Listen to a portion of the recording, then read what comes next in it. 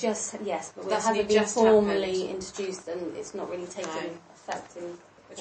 But the police don't attend the meeting. No, they do attend the meeting, but they read from their screen and they read the missing, the niche reports. So they come along with a laptop and then dial up stuff. Yeah, which we probably already have those police reports, to be fair. Right, so it's not adding anything. So they're not adding anything. So in terms of kind of mapping children, mapping locations, perpetrators, no. Right, that's the point. Which is bizarre. We need the officers. We need the missing officer that's gone and kind of done that. Done the safe and well check. You need to know where they were found, because how they were found, who they were with, and why they went. And that's the officer that's done the safe and well check. So for me, going forward, I was thinking, we know the people we want to talk about. We could invite all those people to the MASH, the social worker, the officer, we need to make it more of an accountability type. What's happened? Where are we going with this? What does this look like? Let's plan it, rather than let's just share information. In this particular model, who actually has accountability for the child's welfare? Has everyone got primacy, or has everyone got equal? It will depend, to be quite honest, on where the child sits within the system, or the other interventions. So it's quite and supports complicated. around Who's them. got primacy? Yes, then? it could be. A young person could be a regular MISPA, but they're not assessed, for whatever reason, as being at significant risk of harm. So they could sit within our community adolescent team, which is okay because that's part of our world. They could sit within Get Set, which is a 0 to 19 service. Level 2 and level 3 on the old sort of 4-part. I'm used to a windscreen here. It's a diamond, not diamond, triangle. Yeah, so one of the Get Set, I'm not sorry. Get Set is Somerset's early help service working for 0 to 19s with young people. It's a 4-part system. So you've got like universal that everybody gets, your doctors, your dentists, and then you've got the sort of level 2 is your sort of children's centres, additional needs. Level 3 is your EEC, but not quite social care. So we've put in the community adolescent team because we had to recognise that a lot of the Get Set workers, their skills lie with younger children. And actually, when you've got one of our stroppy 15-year-olds in your face, effing and jeffing and seeing and telling you to do one, they may not have the skills to go, yeah, I will, but I'm back in 10 minutes with a cup of tea and I'm standing on your doorstep, that very assertive approach. So a lot of people there, they're maybe the prime players along with education, Get Set, the CAT, all of Teammate, the Educare and the CAT side, education. But it's to be fair to but say people like housing officers. But aren't Get Set more aligned to health more than children's social care in a way? They're becoming more so. With health visitors and public health. It's going to be an integrated model with public health, school nurses and health visitors. And the head of that will be somebody that we recruited. I've forgotten her bloody name. I call her Mrs. Bristol because she was working there. Joanna somebody.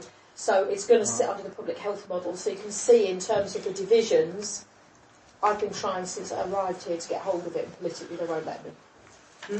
Do quite a few, what percentage, so I'll ask the open question, what percentage of your contacts, your clients, live in social housing for which, there will be a housing officer? The vast majority. Well, that's what I would have maybe have guessed. We have a small proportion so they will know about of the your mortgage. antisocial behaviour and all that kind of stuff. We have a small proportion of your sort of owner ops, but we have a lot of social housing and an increasing number, I think, in the private renting market. The problem with in Somerset is that we've got many, many different housing associations. I know, yeah. So Knightstone, Yarrington, yada. Taunton District Council run their own housing association. For the data purposes, I'm my data hat on. Yeah. We can get data from Taunton family, But for the rest of it, I think we've just managed, after about 5 years, to hit another 2 housing associations. But I think there's something like 12 or 13 different housing associations. Yeah, there is, we've tried to speak to I know.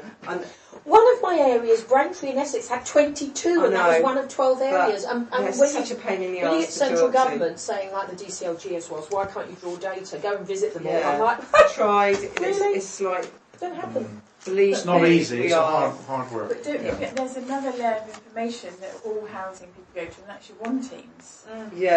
So in Somerset we've got a one team model, which is a police-led model, where all of the partners meet on a weekly, sometimes 2 or 3 times a week, within our most deprived areas in Somerset. So we've got, like Charles, Oval, Taunton, Bridgewater, West Somerset. And all the partners, but one of the main partners to those one teams, if it's police-led, is housing. Yes, so housing do attend that.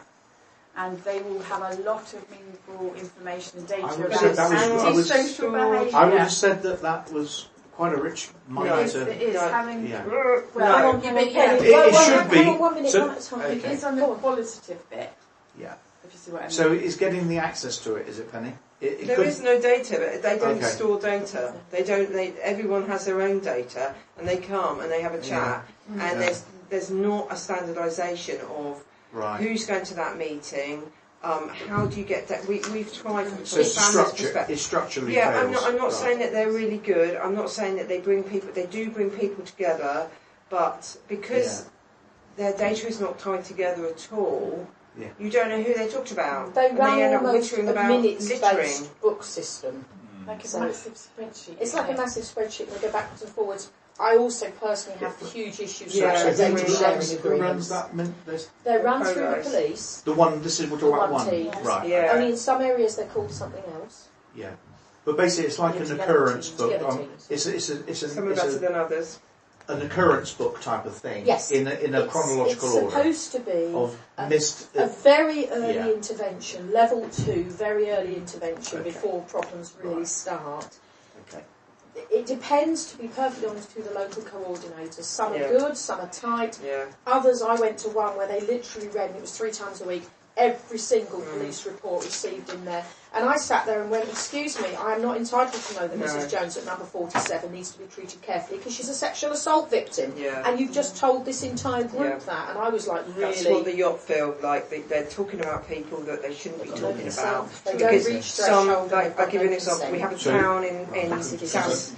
So that's another key thing, is that thresholds are different between all agencies. Yes. Yeah. That's another key thing. Not, the big themes. That's one of the big things. So, okay, so... I'll give you the contact name. I'll send you the contact name for the person who organises the one teams. We met him at that meeting. Police officer, is it, this person?